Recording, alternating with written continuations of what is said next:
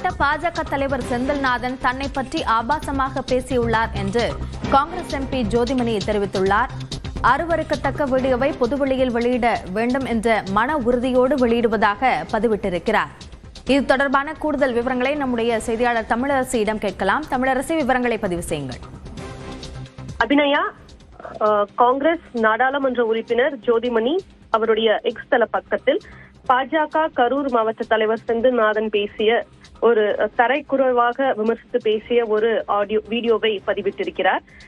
மேலும் அவருடைய அந்த பேச்சுக்கு கடும் கண்டனங்களையும் அவர் ஜோதிமணி தனது பதிவில் வெளிப்பட்டிருக்கிறார். குறிப்பாக ஜோதிமணி தான் ஒரு விவசாய குடும்பத்தில் பிறந்து மிக கண்ணியத்தோடு வளர்க்கப்பட்டேன் என்றும் தனது 21வது வயதில் பொது வாழ்வில் அடியெடுத்து வைத்து ஊராட்சி ஒன்றிய கவுன்சிலராக தேர்ந்தெடுக்கப்பட்டு படிப்படியாக காங்கிரஸ் கட்சியில் பணியாற்றி இத்தகைய இடத்திற்கு வந்திருப்பதாகவும், குறிப்பாக இளைஞர் காங்கிரஸ் தேசிய பொதுச் செயலாளராக 10 ஆண்டு காலம், அதே போல ஊராட்சி ஒன்றிய குழு உறுப்பினராக 10 ஆண்டு காலம், 20 ஆண்டு கால கடுமையான அர்ப்பணிப்பு மிகுந்த அரசியல் பணி உள்ளிட்ட உழைப்பிற்கு பிறகே நாடாளுமன்ற உறுப்பினராகும் வாய்ப்பு தனக்கு கிடைத்ததாக அவர் குறிப்பிட்டிருக்கிறார்.